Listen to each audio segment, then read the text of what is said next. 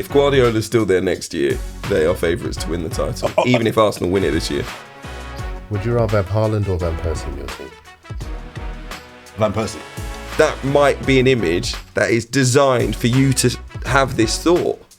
Why do we see women through this lens? Why are we doing this to women? I get it, you don't want to see the image to have to think about it, but suddenly we're talking about how we portray women in society. I'm sure there'll be a film that's made in many years to come about this period of American and global history, because it's insane to me that he can have so many charges, and I think the laws don't even permit him from being, if he was to win, president once again. It's like, how can someone be on the verge of going to prison yet not be discounted from being?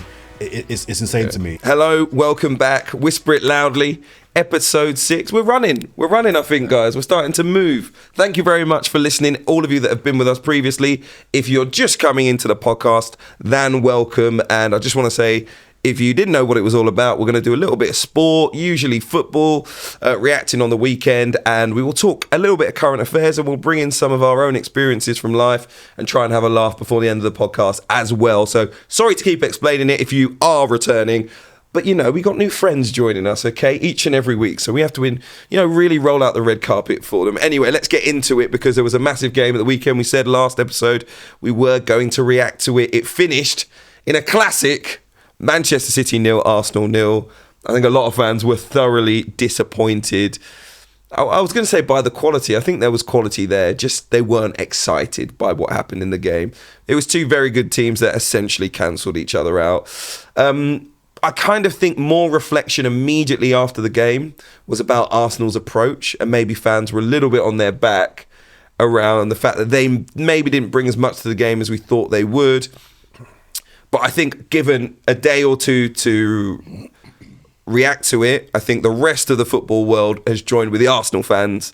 The immediate reaction was from the neutrals, we wanted to see more. The Arsenal fans were immediately like, brilliant point for us. We don't really care whether you're entertained or not. And I think now the rest of the neutrals have come into that camp, or at least I think they have, because it was a brilliant point.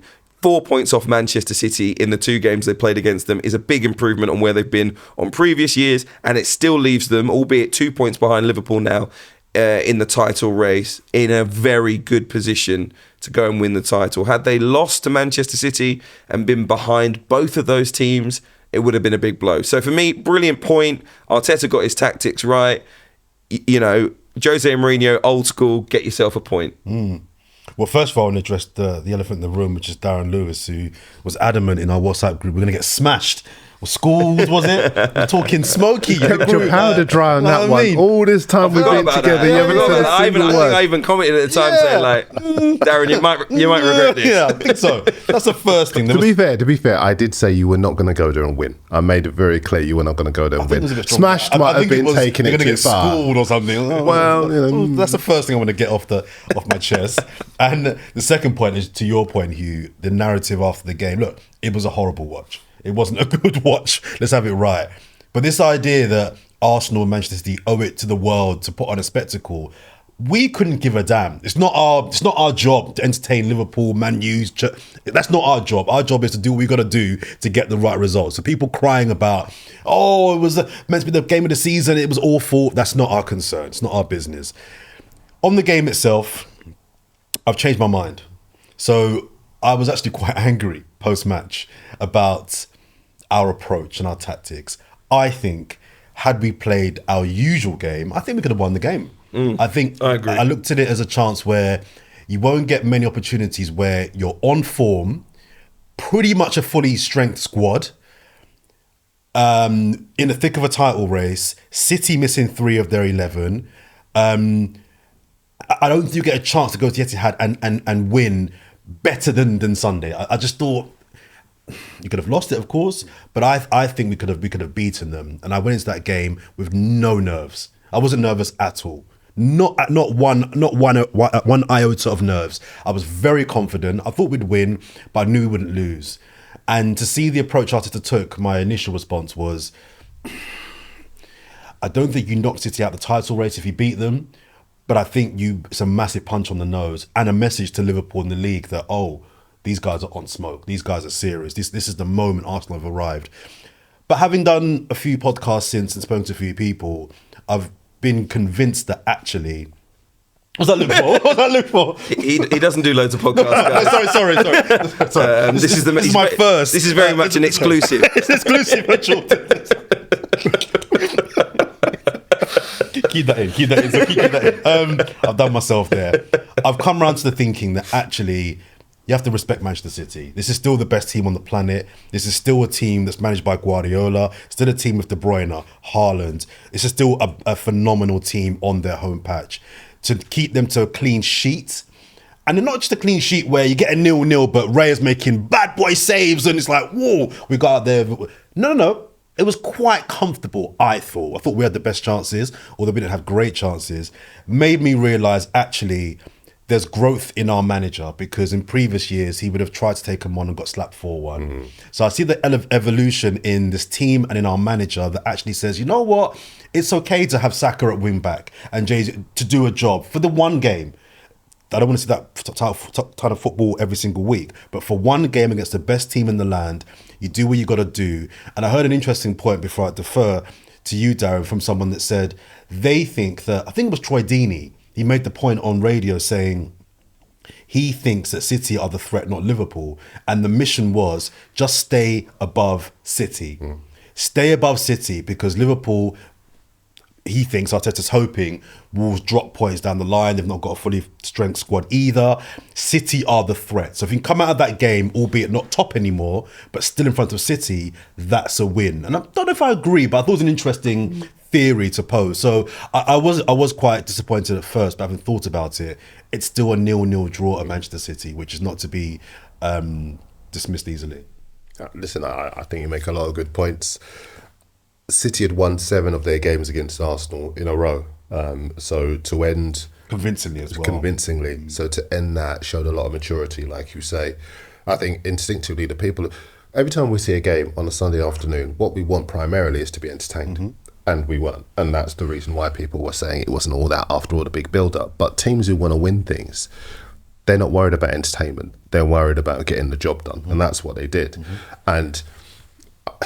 in a way, the people who talk about, oh, it was disappointing, they're seeing Arsenal as the kid that gets slapped about, goes away, hits the gym, comes back, and suddenly they think they're ready to take on the guy who, if you give him a chance, he'll slap you about again. So you've got to be smart, you've got to be sensible, and I think the way that you played showed a lot of defensive maturity. Don't lose. The psychological blow of losing, obviously there's still time to go, but the psychological blow of losing would have been devastating, I think. But not losing means you're still in the race, it's still tight, there is still room for manoeuvre in terms of other teams dropping points that you can take advantage of, and you've still got the best defence in the league as well. There are lots of areas that you could look at Arsenal for and say, these are our credentials: best attack, best defence, best from set pieces, best on crosses. And none of that is affected by our trip to the Etihad. We've got that out of the way now. I do think you needed to win, because for me, winning keeps you in control of the title race, but not losing doesn't rule you out of it at all. I think had you lost, it would have done, and that's the reason why I think it was a good job. And I just also think, just briefly as well, what was, as an Arsenal fan, really impressive to me was the game management in the last 10 minutes. I've seen so many Arsenal games over the years where the game management in the last 10 minutes is so poor. I was at work doing this, and my thinking was, we could nick this, but don't lose it. Yeah. It's the old adage, and if you can't win it, don't lose it. And I just think that we got the balance, I think, perfect in the last 10 minutes. We were a threat, but we never looked like we were vulnerable the other way either. And a big part of the reason for that, people say, oh, well, we had chances to win, but a big part of the reason why you won is because Haaland had zero space. People are cussing Haaland and have been really disrespectful towards him, but he is an elite, world-class, phenomenal talent in front of goal. And what you knew you had to do was deny him space. So the full-backs dropped back, the centre-halves kept him touch tight, the wingers tucked in. There was just zero space for him to have an opportunity to do what he does best. And he's not always going to come up against an Arsenal. He's not always going to come up against an Arsenal. De Bruyne is not always going to come up against an Arsenal, but he didn't have any space to operate as well. They're their best players. You know, if they do have that space, they kill you. So in the circumstances, I think it was a fantastic defensive effort. Yeah. And most titles, trophies are won on defense. People talk about exhilarating attack and all of that. One of the best teams I ever saw was in 1982, the Brazil team of 1982. They did not win that World Cup because defensively they were not good enough. They scored goals for fun. They electrified the pitch at the 82 World Cup, but Paolo Rossi hits a hat-trick in the latter stages, puts them out of competition. If you can't defend, you do not win titles, you do not win trophies. And Arsenal are on the way to do that. I think a lot of people are sleeping on Arsenal, but Arsenal are on the way to do that because they're so defensively sound. I understand why you say people sleep on Arsenal, because they're in a 3-horse race with 2 teams that have been there and done it. Yeah. So, especially Manchester City, who've done it multiple times. So, maybe people reflect a little bit on the managers and they just look at the power, if you like, within the power struggle within the 3 and think Arsenal are third within that. But I just saw an emerging Arsenal. Like, we've seen the growth over the last few years, and I think it was a big step at the weekend. From we're pretty good against most teams to can we be as good against the best teams to we're pretty confident that the best teams aren't going to hammer us anymore. We can actually beat a lot of the big teams. Every game is not going to be perfect, but we can now go away to the best team and be confident that we're not going to lose the game. And I think the next season, the season after that, they will add the layers of we expect to win every game. We expect to go to the Etihad and to Anfield get a point. And at least to get a point. Exactly. Klopp glows. They're the way he's going to go at the end of this season. And we don't know who's going to come in. Who is favourite to win the title next season? I think that depends on business in the summer. No, it doesn't. I think it does. Manchester City are. If Guardiola's still there next year, they are favourites to win the title, even if Arsenal win it this year. Why? Because they will still have the better players and the better manager. I'm not sure. You wouldn't bet on Arsenal doing back-to-back titles just because they win it this year. I think if Arsenal win the league this year and brought in a top gunman, I don't see why you wouldn't say that their squad is in and around the level of City's squad. Remember, I don't disagree with you on that. The question is who's the favourites? You'd still make Manchester City the favourites. Because they very rarely at this stage go 2 seasons without winning a Premier League, by the way. So you'd still make them favourites. I get your point. Why? I'm not saying that Arsenal wouldn't go back to back, especially if they sign a serious goal scorer. But you would still make Manchester City favourites. Why? Because they got De Bruyne, because they got Haaland, because they got Bernardo Silva. They've got an agent De Bruyne. Because they got Ruben Diaz. Okay, so I would probably put any of our defenders up against their best defenders next season. So who's got a better squad? That's not the question. That's not the question. No, because the question is well, the initial question is relevant. If the question's about who's going to concede the fewest goals, then let's talk about the defence. It's a question about who's favourite to win the league. So how is the whole squad not relevant? But favouritism is based on. You don't know what squad's going to look like next season. Exactly. That's why I'm saying the summer is a factor. If we go out and sign a proper number 8 and a real gunman, I would put our squad next to City squad all day. But if we're the difference is Pep versus Arteta. Then no, it isn't. That's the difference. No, it isn't, because you put a hypothetical situation forward where you're signing great players and City have done nothing. But this is why the if you add if we go and sign a real gunman and then City go and sign X and Y, then you'd make them favourites if they recruit at the level they have recruited over the last 5 years. This is why the question's flawed, because we don't know what our squad's going to look like next season. I didn't ask the question. I just offered an answer. but let me ask you What's the question then? I asked it. Oh, sorry. Here's my thing. Here's my thing. The defence is the best in the league at the moment. It's going to improve for being this good. Timber next season will be like a new signing for you next season. So you will have improved already with him. And if you buy anyone else, well, they've got to be better than what you have. But if it's a title-winning defence, then how does anybody else get into it? And we're scoring the most amount of goals now. So you put a gunman on top of that, you've got the best defence and attack in theory in the league. So you say a gunman, right? So let's say, for argument's sake, you do buy Ivan Toney in the summer. He said true gunman. Oh, wow. True gunman. Oh, stop it. Yeah, exactly. A lot of pens. I'm kind of with him, but you know what I mean? But yeah, anyways. Let's assume that you buy Toney in the summer. Or let's go even further outside the box. Osimhen. You buy Osimhen, right, in the summer. So you've got Timber at the back, giving you that strength, and you've got Osimhen. I don't really think you need a number 8 because you've still got Partey at the club. You could say you want to go out, but is there another? I think we need an 8. I think we need a number 8. All right, let's assume that you get that. Regardless of who City buy, are you favourites? Or does it still depend on who City No, because if City go out and buy... Well, Mbappe's going to Real Madrid, but if City got and buy who's a top striker out there at the moment, it's not been I don't know if they got Kane off by Exactly. The fact that what's interesting is you can't name anyone obvious, and we're at that period at the moment where there isn't an obvious generational let's say City talent out gazump there. Real Madrid and they say, you know what, we want Mbappe. That deal's done. So, But do you know, Is it done or is it? Do you know what I mean? There's no point talking about obvious because actually a lot of the players that are doing well for Arsenal now weren't obvious. So they don't have to sign an obvious star to improve the team. They have to sign an obvious big star to improve the team. I'm just fascinated that both of you don't think if Arsenal were to win that they would improve for winning. You still would look at No, I think they would. I think they would. But you wouldn't have them as favourites. Yeah, that's my point. But you'd have to be to retain it. Because we don't know the squads of next season, the only difference then is the managers. And that's why I'd probably lean towards City.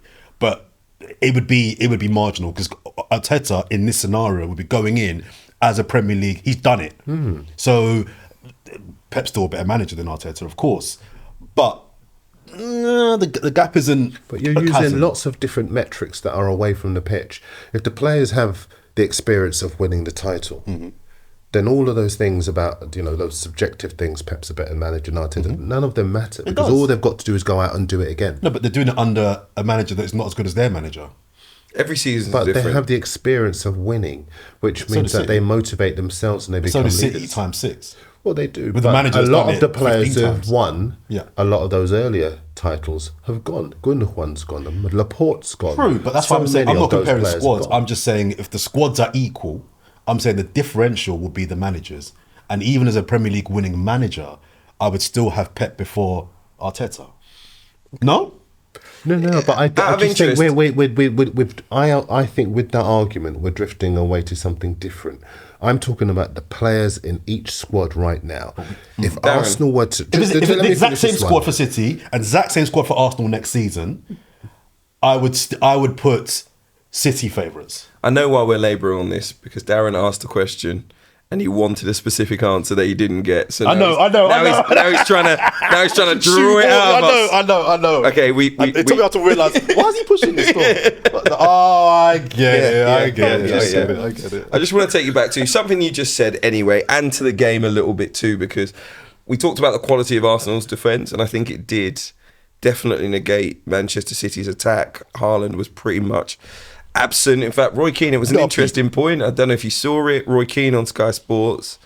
I mean, it was a bit harsh. He talks about his involvement in the game and essentially said it was like a League Two striker. He's great in front of goal, but link-up play, not getting involved in the match. And I that is a criticism that I generally have of Haaland. All right, not to that extent, obviously, but you're a top striker and you're about 6'3". You've got enough pace. You've got enough strength to be much more involved at the game at times. I went to the game at Anfield. Whoa. Sorry. This is not even based on my opinion. Went to the game at Anfield where City were on the ropes for a long period in that game like I've never seen them before. De Bruyne, when he was angry when he came off, do you know what he was angry about? Haaland wasn't giving them any options. He wasn't running any channels. He wasn't giving them anything to get out of trouble. Rodri, after Liverpool's penalty, was it? What was it? I think it was the penalty. Turned around to Pep and he was just like, say something to him. Please tell him he has to do something for us. We can't just have 10 players right now. Liverpool are all over us. He has to get us out of trouble a little bit. If that means standing on one wing and we just knock it into the corner and he runs. Give us an outlet. Give us something, right? And people can say that it's my opinion. It's not my opinion. At times, it is clear, especially when you go to the games and you're seeing stuff off camera and you're seeing the reaction of the bench, you're seeing the first team coaches talking to Pep, that a lot of the players want more from Haaland. Kyle Walker was going absolutely ballistic at him because he had the ball at one time. Liverpool 4 or 5, he just looked up thinking, my striker's going to be in the channel. He's on the other side of the pitch. He's thinking, what's going on here? We are just on our own. He just had to knock it down the line. It just went all the way through to the goalkeeper, and he just went ballistic at Haaland. Like, what? I don't understand it. And actually, when he played against Gabriel and Saliba, I had that feeling of like, if you're getting no joy out of the two centre halves, what would Shearer do? I mean, he'd get joy out of them, but do you know what I mean? Like, he'd go and stand on the left back then and say, put the ball on my head, and he'd tell his winger, go through the middle, you're faster than me anyway, and I'll knock it through. Like, there would be a plan B. And you can't just have a guy standing up front, saying, basically, if you play the perfect through ball, I'll score a goal. Finish, yeah. All right, that's great. But if we can't play the perfect through ball, what are we going to do? This is by the by. I'm just saying that I think Arsenal's defence actually were great at putting him in that position where he wasn't able to do anything. But I did look at the other end of the pitch, which is actually my major point, and think Arsenal's attack, that I don't feel like the Manchester City defence actually did that to them.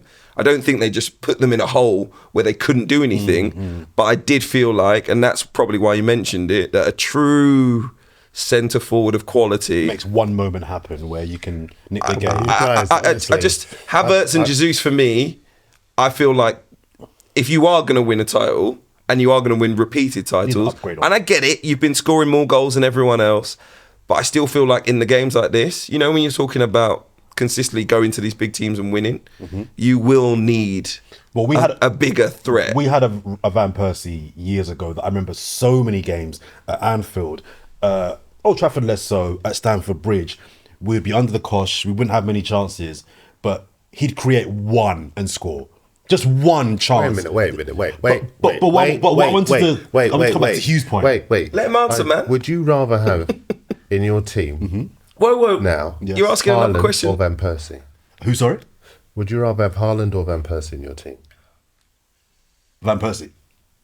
That peak Man United year, or the year that Alex Song was just chipping in balls. But let me come into the bottom. I want to ask you some questions because I didn't think I know your answer. But to Hugh's point about Roy Keane being harsh on the assessment of Haaland, I remember when Carragher a year or two ago said that he thought, he wrote a column saying that Haaland would be better in a Liverpool team. He would do better in the Liverpool team, and he thinks that Man City are stifling Haaland. I agree. So you're saying that he needs to do more. I think the setup has forced him to just be the guy that will get the ball to you. Just make sure you put it in. So I've got a little bit of sympathy. On the counter-attack, in a team that plays on the counter, imagine you see what Darwin Núñez, the opportunities that he gets, albeit he doesn't put them in the back of the net. But that was Haaland at Dortmund. Playing for... Yeah, exactly. That was Haaland at Dortmund. I'm agreeing. I'm totally agreeing. So this assertion that Haaland is just the finisher is a myth, because we've seen that actually he can dribble with the ball. We've seen that he can, lay off, run, spin. He's not just a penalty box gunman. So I thought what Roy Keane was saying was, on the basis of that game, I get it. Okay, cool. But there's a general feeling that Haaland is just the finisher. I'm like, no, I think he's been forced into being this robot, get it in, because of how City have set up. But also because he doesn't have the all-round centre-forward game to play through him in the way that Man City would play through Kane if he was their striker. I'm not sure. For sure, man. I think he does. I think Kane's better at it. For sure. But I think Haaland does have it. I think he does have it. Where is it? Where in these games, where is he? Because it's happened too often. It's all good scoring fives against Luton or whatever, but it's not. Listen, think about what you're saying. You're talking about a guy who in his debut season smashed up the records and won the treble. He's had one game where Arsenal actually did a fantastic defensive job. Five. And also a lot of the big games. Okay, he hasn't scored in 5, but come on, we've seen enough of this guy not to doubt him because he hasn't scored in 5 games. Hold on, I'm not doubting him. In the big games, he needs to do more. I'm reflecting. Sorry, but in the big games, he's shown us. His record isn't great. No, but listen, it's all good. Listen, Darren. It's not. It's records irrelevant. I'll tell you why. Because you look at the record, you go, he scored against them, he scored against them, he scored against them, he scored against them. Cool, but when your team gives you a chance, 3 yards out with an open goal, he's going to score goals. He's been given a lot of good opportunities because he plays for a fantastic team that won a treble last year. So he's going to score in big games. But the point is, all-round game, when your team is struggling, and I think a lot of people would agree with me on this, City aren't the City of old. They are not absolutely dominating every... Hold on, Darren. They're not absolutely dominating every single team. So when you're looking for your centre forward in these tight games, we just need a little bit more from you. Or we need a plan B, so we want to play through you. Or you need to come deep. You need to get involved in the play a little bit more.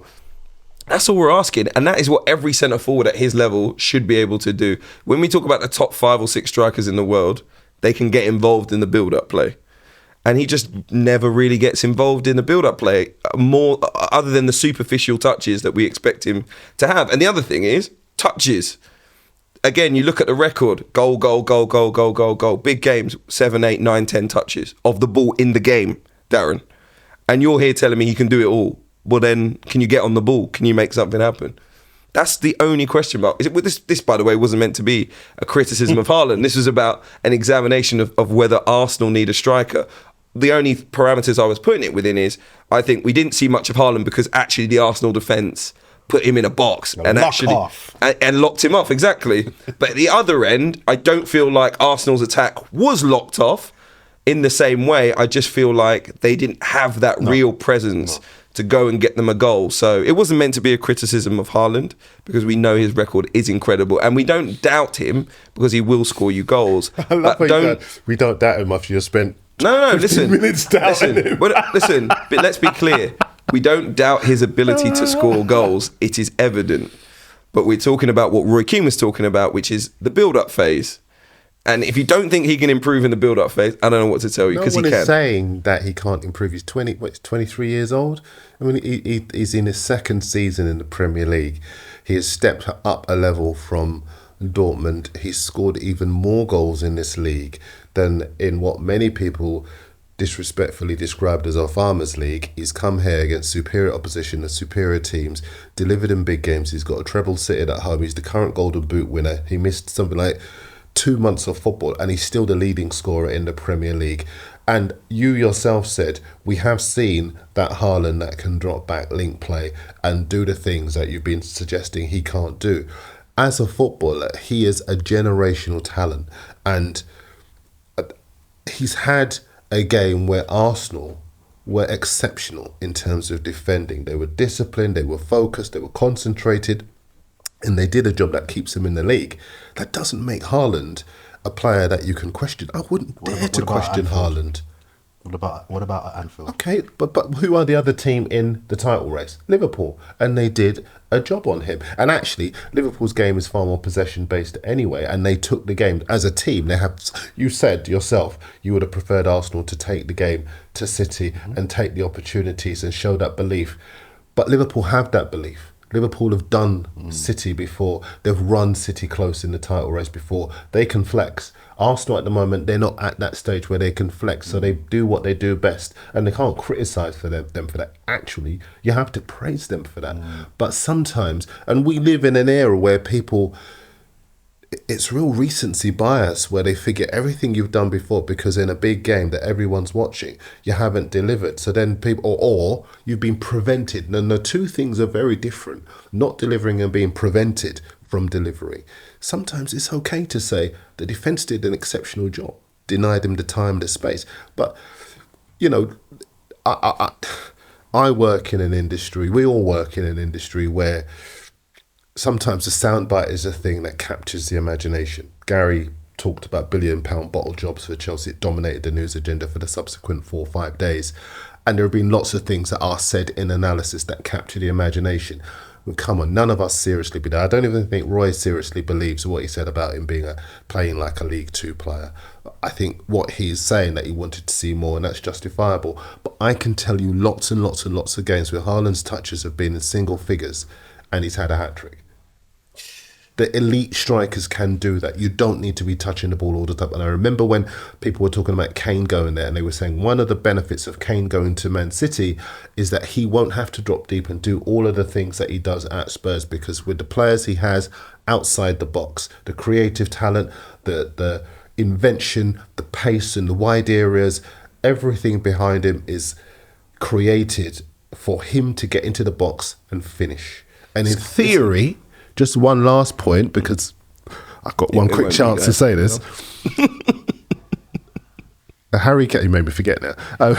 Harry Kane's got that at Bayern Munich. Yeah. Mm-hmm. And he has all of that. they're not winning the title, but you wouldn't criticise Harry Kane. You would simply say that there are other areas of the team that are deficient, and at the moment that is City. Well, yeah, I'm not sure. I think the midfield could be better at City right now. I think the recruitment wasn't absolutely great, but they're a pretty good. They're a pretty good side. Just very good. Maybe. Yeah, that's what I think. I mean, bear in mind the question was about whether at the other end of the pitch, Arsenal needed to get something a little bit more in terms of their attack going. But it reflected on Haaland. I shouldn't have introduced it in that way. But my point was, he was denied. No, but Haaland spent half an hour. Yeah. The whole podcast on Haaland. Literally talking about Haaland. We're meant to be talking about Haaland, but we'll get Dan who can just cut all. No, I just. But I do think that when Haaland functions, City are a different team. Yeah. And too often, we're seeing too little of a player who you say is a generational talent. I'm just saying. Hugh, you're not going to go through many games in the Premier League, and he's missed 2 But you're not months going to of the go season. through many games where we're saying generational talents. We didn't see anything of them in the game. That's what I'm going to say.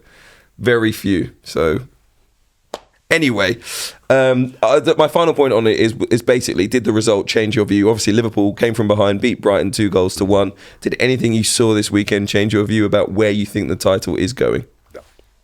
Liverpool win. Because Yes. I was saying City before. So was I. I think it's level now. Yeah, I agree. I think it's actually level. I think you can put an equal argument for all 3 teams. So it has changed my view. I don't have a favourite at the moment. I think Liverpool will win it. I just think that ability to shoot their way out of trouble. We're recording this before they play Sheffield United in the Premier League, and I think that they will rinse. I don't like to be disrespectful. I'm going to that game, but I don't want to be going to that game. Not that I'm disappointed to be working at the game. It's a real pleasure, but I feel like Liverpool will win that one very comfortably. Honestly, and I hate going to 5-0. Sheffield United's confidence is so low. They have a mistake in them at the back. Well, exactly.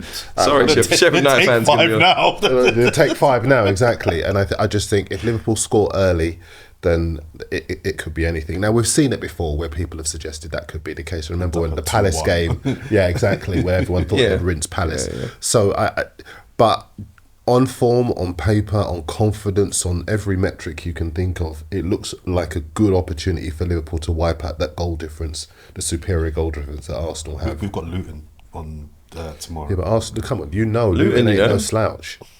Let's talk next week. They can make it tough. Just before we move on, I think that, and maybe this is me framing it with a bit of bias, but I wonder if the fitness of the squads will play a role in the title as well. Yeah. City have got players dropping like flies. Liverpool have got players still to come back. Before we move on from football completely, I just want to quick flowers giving to Leon Mann and Rodney Hines for the Football Blacklist a couple of weeks ago. That event's getting better and better every year. Yeah. The calibre and the quality of that event is just insane. I love it. I didn't get invited, so. I mean, I'm just putting it out there. I didn't either, but I just rocked out. I just pulled up. But I'm just saying, just dwell on it. Just why? Briefly, because it's very important. It's really important that I think we celebrate black people's contribution in football off the field of play. But I think what's equally as important is the calibre of the setting, and it's not some shabby little thing. No. The venue was brilliant. It was really well dressed. The production is on point. The food, the drink, the music. There's a lot of thought that goes into putting on an event that I think we deserve. I think we deserve a high caliber, high quality event just once a year to showcase the people that are doing the work on the ground. And those guys, they've got great backing and support. They spend the money well. They want to put on a show that's on par with the best award ceremonies in the country. And I would say it's up there. It's up there, and I think we deserve it. And I know you won't like it as well, but just briefly, well done to you as well for the SJAs as well, because I'm seeing difference in the room there already. I didn't win, guys. Hugh didn't win, but it was a really good night. And I think we talk a lot about diversity in terms of race and gender. What was the biggest takeaway for me in that event was the youth. There were so many young people in the room, which I think is equally, maybe even more important than race and gender. More young people. Our industry needs generations of young journalists coming through who are good. And I know you, with other people, have been very instrumental in ensuring the makeup of that event is more diverse beyond just race and gender. So well done to you too. Fantastic. And he did his best James Earl Jones, Morgan Freeman voice when he got up on stage as well. And I thought that was very important. That he gave the most important thing, the elder statesman vibe to the whole audience. And you did that very well, Darren, so appreciate it. I don't know how long the pod has been going so far. We're done, man. We've got to wrap up. I'll be honest. How long? We're on 30 minutes. Okay. Well, we got time maybe for just to squeeze in a little bit of any other news that we took out of the weekend's football in the Premier League. I'm going to defend Kalvin Phillips. Okay. Because I hate to see footballers taking stick. I think about Emmanuel Abui. Go right back to when he was an Arsenal player, and the images of him walking off the pitch where he was getting stick from the fans at the time, and he was in tears. He was getting booed by his own supporters, and he was in tears. He was trying for his life, and it just wasn't happening for him. And there's this belief, this mistaken belief from fans that if they pay their money, it gives them the right to do what they want to do. We live in an era of free speech, but people actually take that free speech and they use it in a way that does more harm than good. And we saw the images of Kalvin reacting to fans who were saying, get out of our club. And there are lots of fans who believe that that constitutes constructive criticism. And it doesn't. Imagine how a footballer who's trying for his life to do his best, to try to make you feel good, to try and repay that financial investment you have in the club, feels when you are telling him to get out of your club. And all he wants to do is play well. He's rusty. He hasn't played for a long time. It's going to take him time to get to where he wants to be in order to help the team and in order to do himself justice. It's not happening for him. He's unfortunate. We don't think it was a penalty that he gave away. I think there's a widespread belief that he was very unfortunate in that situation. He's getting on the bus and people are telling him to get out of there. I think the fourth goal from Harvey Barnes as well was he got beaten too easily. I think there was a lot of ring rust, and there is a lot of ring rust in Kalvin Phillips' game at the moment. So if you put him out there, you need to know that at the moment is where he is. But what I don't want to do, and I'm going to be a little bit challenging here, exactly, because I think it's the concept of people believing that they can. Listen, criticism is fine, and assessments. We sit here and we assess people's performances and teams' performances all the time. But you have to realise that individual players are human. And if you are going to wait outside of a team bus, and when a player with a family, with a wife, with feelings, with emotions, with his own personal pride, if you're going to go there and literally hammer him and throw stuff at him, metaphorically speaking, and not expect him to react. And when he does react, you go running to social media or to the papers and say, isn't he terrible? There were kids watching. Well, some of the conduct of the individuals throwing the abuse, the kids were watching that too. And so for me, I just get very, very angry when I see that kind of thing. It doesn't help the player that you want more from. I also think, sorry to interrupt, that I think what we heard on the video and what his reaction was, I think it was probably worse what he's heard from someone who the camera probably didn't pick up, for him to react like that, because we know that Kalvin Phillips is a gentle character quite generally and a very, very nice and polite person. So for him to react like that, I think it would have get out of our club was probably the least of what was probably said to him. And by the way, I don't mean this as a dig at West Ham fans, because I think there were probably fans from the opposing team in there as well, and someone's probably said something that he took.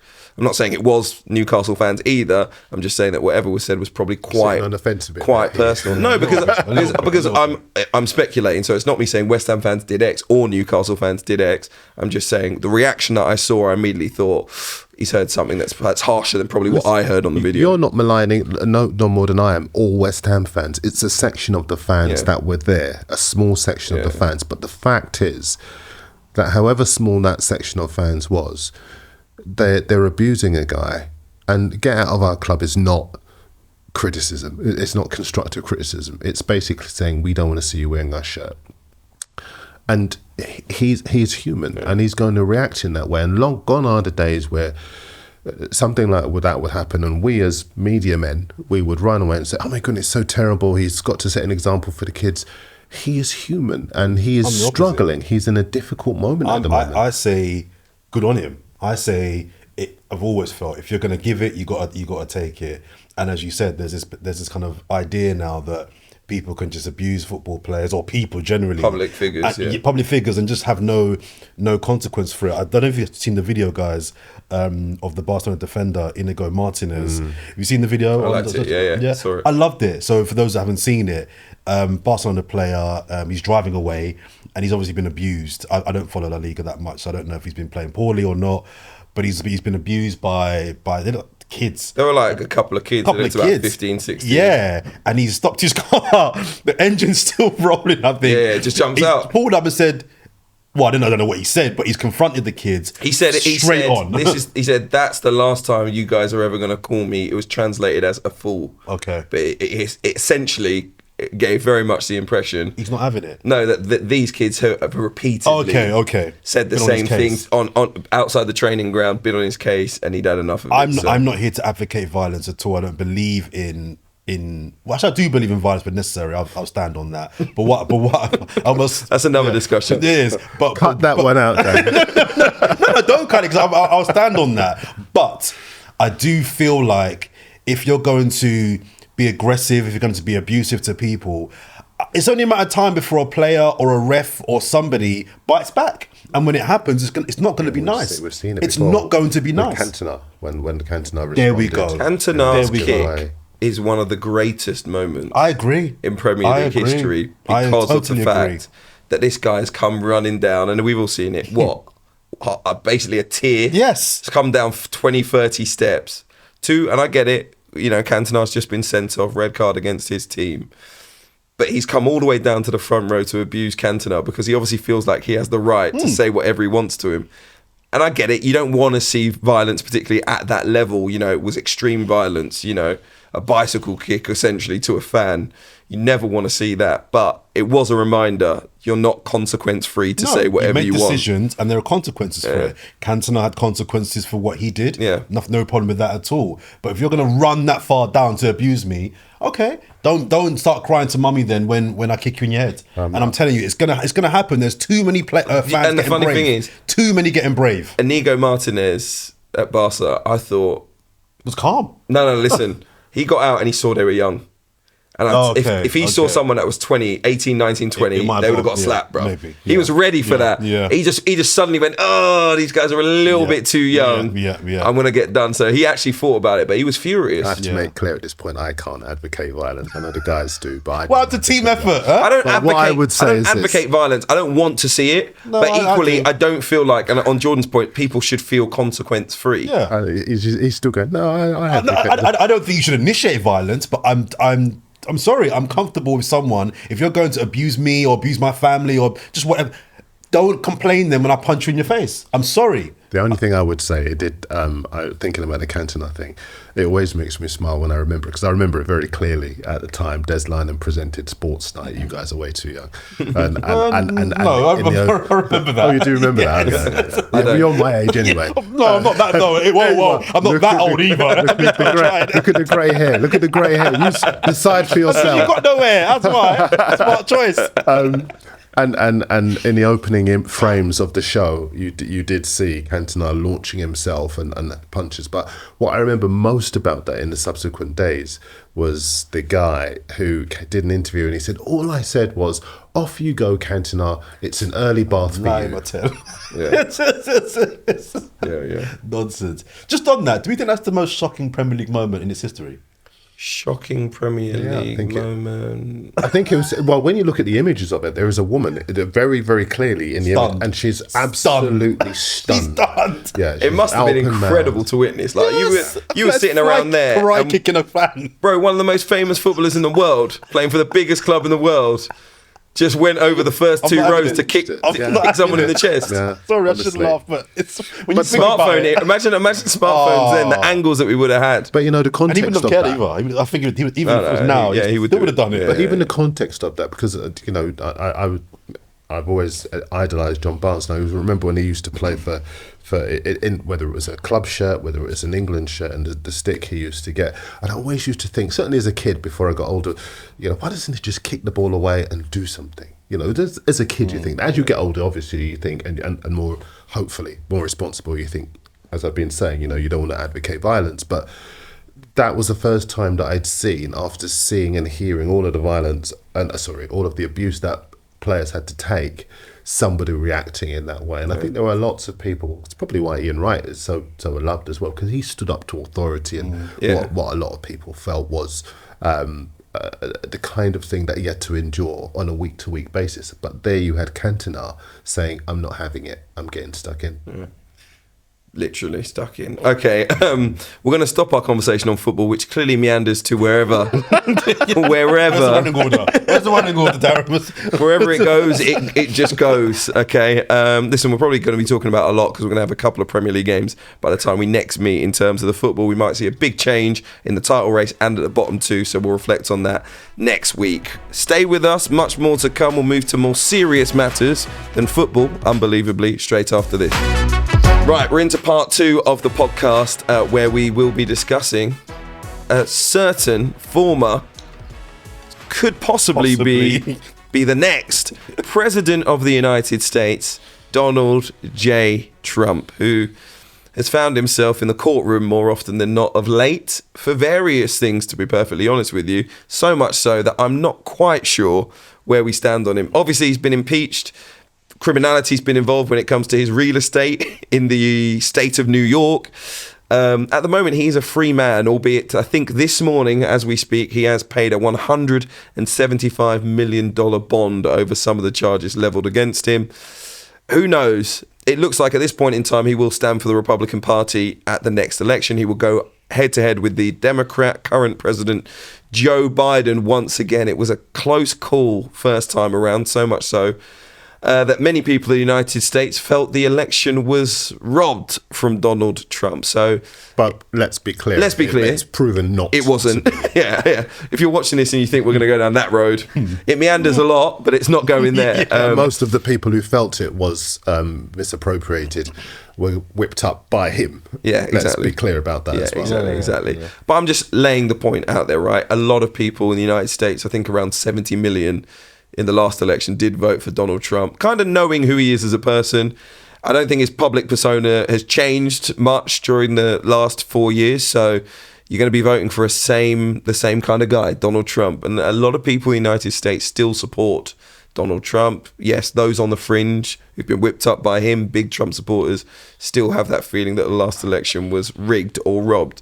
All of that being said, some feel there is still a high probability that he will beat Joe Biden, who hasn't had the greatest time of it as the president, just simply because his achievements, I don't think would be given too much praise. It's not that he's been a terrible president. It's not that he's carried the country forward in any major way really either. So what do we think about the possibility of Donald Trump winning the next US election and what that would mean actually for the world rather than just the United States? Yeah, I think that's the kind of the starting point. I think none of us profess to being experts on US politics, and we're Brits and we're here, and our core audience are Brits, although we do have some American listeners. But I think it's more about, as you said, what his probable, I would say, re-election to the White House means globally. Two things are alongside that even that interest me is, one, the mere fact that we're in 2024 and a man who was a businessman but also a reality TV star in many people's eyes could once be the president of the free world, as they refer to it, but then have so many charges, be so flagrant and blatant with offences. We all heard the video of him in the trailer where he talks about grabbing women by a part of their bodies. That wasn't even deniable. Like we all heard the audio, right? That was before he won the first election. There you go. And all the other things which some would say are harder to prove, but some would say are true, could then have even a smidgen of a chance of coming back into politics, let alone be the president a second time. It's like, what world of it? It would be so funny if it wasn't so tragic in many ways. And I'm sure there'll be a film that's made in many years to come about this period of American and global history, because it's insane to me that he can have so many charges. And I think the laws don't even permit him from being, if he was to win, president once again. It's like, how can someone be on the verge of going to prison yet not be discounted from being? It's insane to me. I think the big point that you make about the two of them actually is it just shows how shallow the talent pool is in terms of leaders, not just in America, but if you look across most of Europe as well. And also the concern about him is that he inspired so many populist so-called leaders across Europe, the world, and the world in exactly because of his willingness, or after his willingness to basically misrepresent facts and push narratives that were clearly blatantly untrue, offensive, reprehensible, and get away with it. He is a guy who represents so much that debases our current politics. And I think what we'll see with the election, I think there'll be record turnouts because, as you say, there are tens of millions of people who did vote for him before, who are prepared to vote for him again. But I think there are tens of millions of people who can see what a world with him back in the White House would look like, and are terrified for what it would mean for them, for their communities, for their lives. And I think wider still, there are lots of people who are looking at that in a similar way. We're seeing a pushback in Turkey, for example, against Erdogan. We'll see pushback against the current conservative regime in this country whenever an election is. And I'd be very surprised if we didn't see something very similar in the US as well. Well, it's different in the US. What we do need to see is leaders, other leaders, because as you were saying, how is it that the choice in to become leader of the free world is between somebody who's in the twilight of his life and a guy who's issues, shall we say, and obviously sometimes because of the legality and all of that, we've got to tiptoe around a little bit, but his issues are so well documented, it's embarrassing. How is it that the choice is between these two people? And I think there are a number of levels on which people across America can have a lot of concern right now. Yeah, it's a strange one because I think it definitely goes down two avenues in which we can talk about what it means for the world and global politics, but also there's the social aspect and how people in the US will just feel if Donald Trump is elected. Loads of people feel great. Obviously, those people that voted for him, particularly the ones that are entrenched in the camp of Donald Trump, but also those that, he inspires, the conspiracy theorists. He unfortunately, is one of those global leaders that has got into bed with those people who are kind of have extreme fringe views because he feels like it will carry him towards power. And so those people will be emboldened once again, and we're probably going to go over all of those strange conspiracy theorists that have happened previously. The thing that's most important, because obviously there are those weird, strange conspiracy theory things, but I think we also have to think about the real world consequences for black people. The way in which he wants to empower police to basically ride roughshod over the constitutional rights of black and foreign people in that country. The way that he has basically got a hair trigger temperament, and this is a guy in global security. The way his attitudes on a number of things, building walls, children in cages, the way in which he derides female politicians as well, the kind of thing that you were saying a little earlier. And that's just a drop in the ocean of some of the areas we should be concerned about. Yes, we can laugh at some of the ludicrous, ridiculous things that he says that paint him down as whatever. Exactly. But it's no laughing matter. If he were to get into that position, what it means for the world is frightening. So let me just come back in, because I was trying to make a point. Darren very eloquently illustrated the first point that I was trying to make there around the social aspects. So the second point I was just about to make was about the global aspect politically, which is that essentially Trump was the biggest name, most popular, whatever you want to call it, democratically elected strongman leader, essentially democratically elected dictator, if you like, in that, in terms of the Western world and our figures who don't take no shit, the ones that are going to go up against Kim Jong-un, the ones that are going to go up against Vladimir Putin, Trump, in terms of global politics, was the guy who was like, well, they can try and threaten us, but we've got nukes and we'll use them, something that we had not seen a democratically elected government really make those kind of global threats. We know dictators in other states have often implied, at least, that they would be happy to use missiles and force in any given political situation. And even though the United States has clearly used force in a number of situations, they would always make out that it was something that they had to do and that they were doing it for peacekeeping reasons or whatever it might be.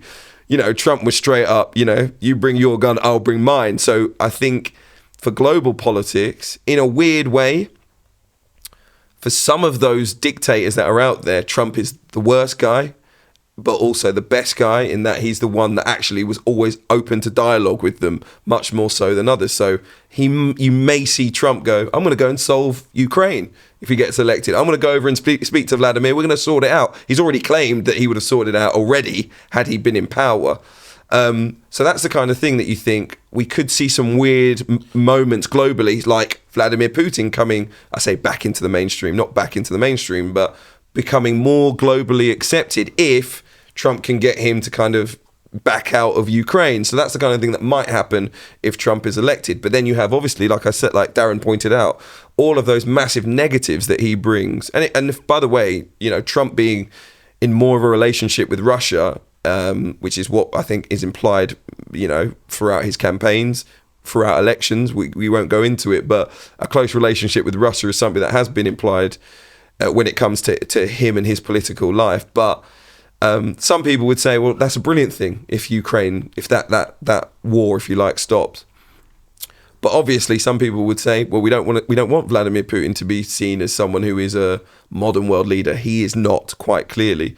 So it will be interesting to see what would happen globally, global politics, when it comes to Trump. But as Darren pointed out, domestically in the United States, the message that he sends is pretty much the worst of the worst. He's not advocating people to run around and willfully harm and murder other people quite explicitly. However, he would never row away from that, when it comes to the wall, when it comes to police force, when it comes to those things. Yeah, he's not going to say, go on police, go on, get them. But equally, when things do happen, he's not the kind of politician to say, we need justice for black people or for minority groups. By the way, there's, of course, the other argument, and I'm sure lots of people screaming at us now, saying there are plenty of black people that support Donald Trump too. Yeah. That's my point. That's the point I was going to come to. The fact that we have a particular gaze or view on Trump as an individual and his politics and how he ran the country. But I hear from a lot of people, a lot of them black as well. But if you look at his record, actually things were better when he was in charge. But the world wasn't in war. This wasn't happening domestically. And I don't know enough about American politics to know if that stands up or not, and if I'm buying into the hating of Trump or not. But I hear it, maybe it doesn't. But I hear a lot of people, and you mentioned that you reckon there'll be record turnouts for people against him. I'm not so sure. I'm not so sure. I work in news, and we have a particular view on what's happening. Try to be rounded and balanced, of course. But I don't know if there's going to be this record pushback against him that we think there's a lot of people that are hardcore Trump. His ratings or his numbers when he lost to Biden were higher than when he won. So even defeat, his numbers are rising. I think the difference is that a lot of young people, young, very empowered people, are of the opinion that they need to avail themselves of the right to vote. And they'll take that opportunity. They're educated. They see that a lot of what he intends impacts them negatively. And they will use their opportunity and their voices to be able to push back against it. And briefly and finally, I just think domestically, from the UK's perspective, I wonder if the rise in the right and Trumpian politics over there at a time when they're having their election this year will have an effect on the rise in the right over here. Because we all talk about how the UK copies America and everything, fashion, music, whatever it may be. I just wonder if many people in this country will look to the States and think, oh, that's happening over there. So, yeah, we can push further to the right. I don't know. I'm speculating there. But in terms of how it affects us here, him being in power, I fear, I don't know, but I fear there could be a knock-on effect with a rise in the right here. We're seeing it. End on a positive note. I don't want to end on Trump. No, there's okay. We can end on talk me a talk if you want. Squeeze it in very very quickly because obviously we've run the podcast. I don't want to end on Trump. Do you want to end on Trump? The Erling Haaland. I've got a quick one, but go on. The Erling Haaland special obviously took a lot of our time up. We may need to kind of focus in on our actual points in the future, but I've got a super quick one. Talk me a talk this week. Go on. End on a positive. I don't know if it's a positive, but it's it's something that I noticed. So the musician, I think it's hip hop, maybe R&B, the artist Party Next Door has an album coming out some point soon, and this morning he released the cover for it. And go on. We don't mind it. And I want to show you the cover. Okay.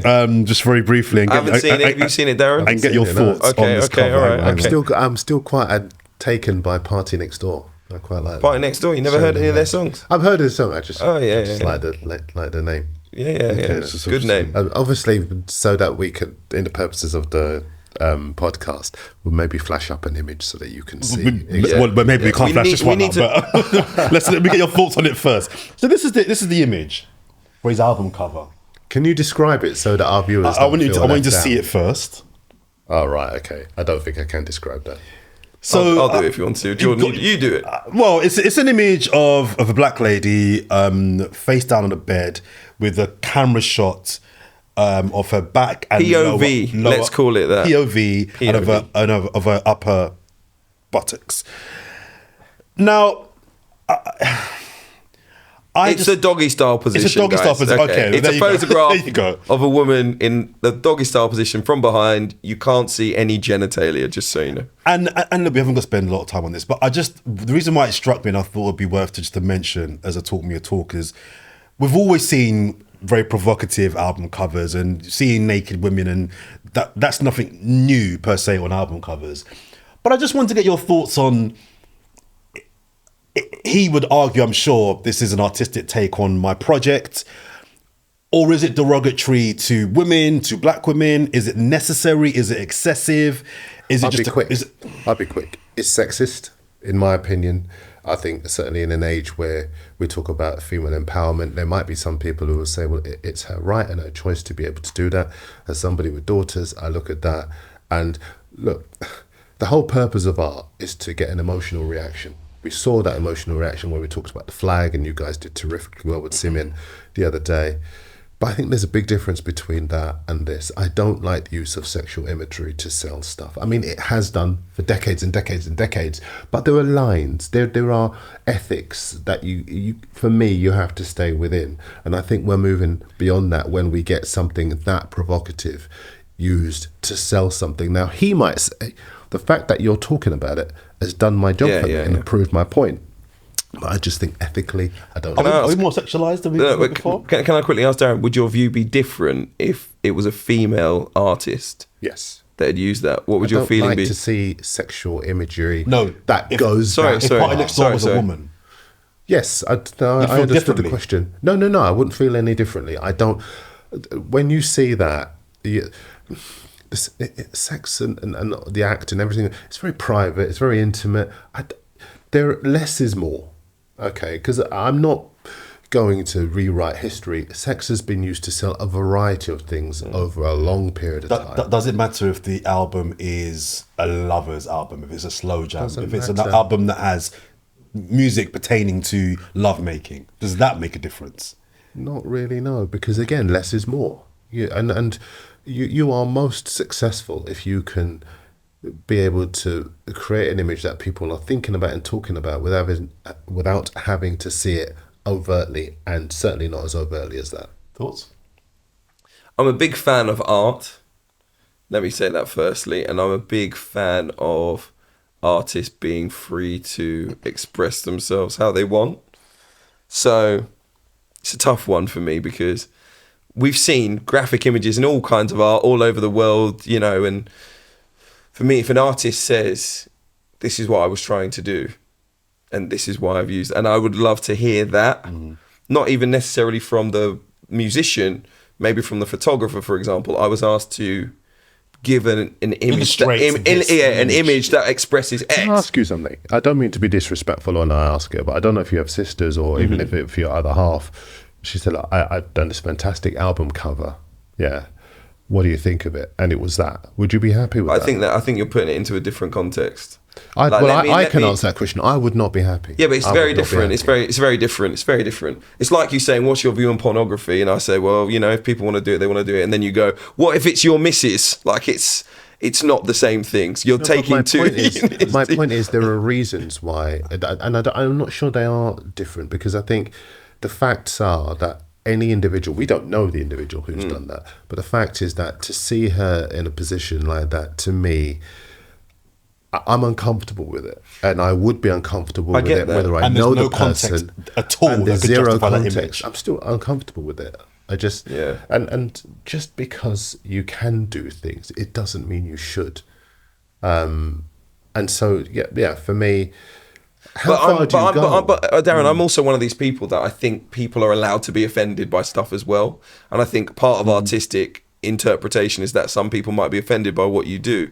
Or, especially for us being broadcasters, you know, sometimes you're going to say things that people disagree with. It's fine for people to disagree with you. It's fine for people to not like what you do. But again, you're conflating two different things. No, I'm not. I think you can have opinion that people disagree with, and you can have opinions that people... Possibly, you know, everyone says, everyone's offended by everything these days. But there is a reason why when you walk into a newsagent, certain magazines, not only are on the top shelf, but the law was enacted a few years back where there had to be kind of grey strip across them. Okay, but bear in mind, you don't want people to... That's because of people's sensibilities. No, but that's because of people's sensibilities. So I'm just talking about that's because of offence. Okay, that's because of offence. People have said, generally, most people are offended by X, so let's do something to stop that from happening. For example, the watershed on TV or the use of the C word on TV, you know, like Ofcom wants you to justify it, you know, and you can understand that's because of people's sensibilities, but those change. So we would... Should they ever change? No, but people's sensibilities do change. Do you remember the lesbian kiss on Brookside? People's sensibilities change. That was a huge story people were up in arms about. Now... I don't think most people would care if they saw two women kissing on TV. So sensibilities do change over time. My point is that we have to have boundaries. Society has to have boundaries. If we don't have boundaries, what do we have? I get that. But I think, again, when you're talking about art, there are boundaries and artists do cause offence. And actually, you know, I don't want to use the term cancelled, but it has affected their careers if they push the boundaries too much. Using that word offence, it kind of... And I know you don't intend to, but I think it kind of trivializes it and puts it in a category where people roll their eyes and say, oh my goodness, you can't say anything anymore, you can't do anything anymore. But the facts are we have always had societal boundaries that we don't want to cross. And to me, it's a danger that was slowly eroding those boundaries. And then we wonder why society is a free-for-all. But listen, that's an image where I think a lot of people would say, you're not seeing... breasts, you're not seeing, all right, you see some buttock, but you're not seeing anything else. You know, people would say, albeit it's a very provocative position, you actually don't see that much. There's worse images out there readily available. So this is my point. I understand your viewpoint, and I'm verging on agreeing with your viewpoint, but I have to put it into the context for me personally of art, because like I say, I'm a big fan of art, and from my experience, I know that people will see things and their initial reaction will be disgust, will be, you know, that shouldn't be happening. Where's society, you know, going if artists are going to do this, that and the other? And you talk to the artist or you really think about the art and you understand that actually it was designed to do that. You know, that might be an image that is designed for you to have this thought. Why do we see women through this lens? Why are we doing this to women? I get it. You don't want to see the image to have to think about it, but suddenly we're talking about how we portray women in society. So that image opens that conversation.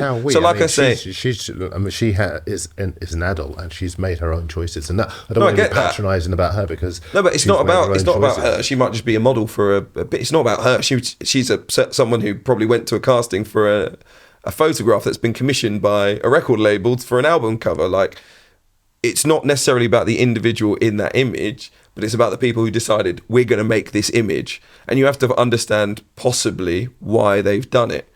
Now, they might just be like, we thought she had a nice booty and we wanted to put it on the front of our album and we like booties. And you would then be like, that's a bit coarse and unnecessary. Do you see what I mean? But if he said this album is actually about our treatment of black women in society and how we view them, and I wanted an image that for me represents the prism with which, I don't know, black American women are being treated right now. We've got them in this position as a society. You'd suddenly go, wow, I get it. It's a striking image. And I understand why people are offended by it, but what a message that's gone with it. So that's what I mean. In terms of art, you always need I didn't say the context. I'm offended. I said I'm uncomfortable with Okay. it. And they're two different things. Okay. Banging on anybody's door. Change to take it off. Substitute the word.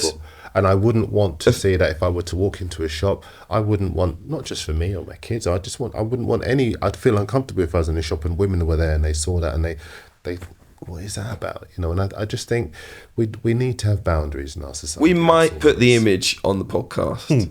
I feel like we could put the image on the podcast and get away with it. So if you haven't seen it at this stage, what is it? Dan's like, no, but is it Party Next Door on Instagram? Party Next Door on Instagram, so Party you can go Next Door to his Instagram if you want. But go to Instagram. In fact, just Google Party Next Door album cover, and I'm sure you're gonna see it, because I imagine it will make some headlines both across the pond and probably in Europe too. So thank you for dropping that in. I wouldn't call it a positive, but it wasn't a positive. he dropped it in, he barely talked about it. No, because I just saw it on the way here, and I just want to hear what other people. I gave my view at the top. I'm just interested to hear. I don't really have a. What was your view? I'm not against it, but I understand why people are a bit like, is this necessary? Yeah. I think your point about the intent behind the photo is what's more interesting than the actual photo itself. I looked at it from the prism of black women. Are we just sexualizing black women again? Women, full stop. Is it necessary?